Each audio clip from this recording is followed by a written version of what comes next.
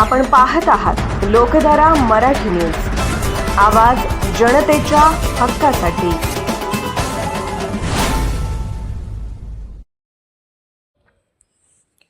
एका विवाहित महिलेला अश्लील शिवीगाळ करून तिची छेड काढल्याप्रकरणी कोपर्डे इथल्या एकाला करवीर पोलिसांनी केली अटक।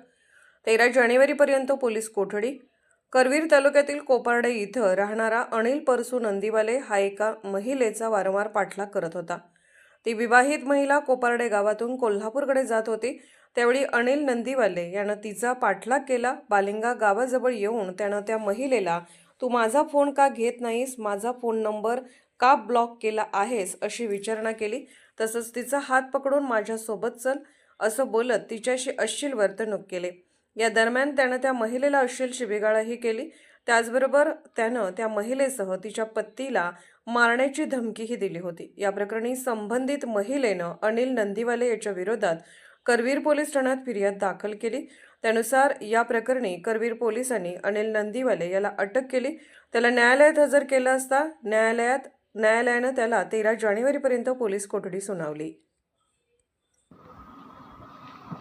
लोकधारा मराठी न्यूजला लाईक करा, शेअर करा आणि सबस्क्राईब करा।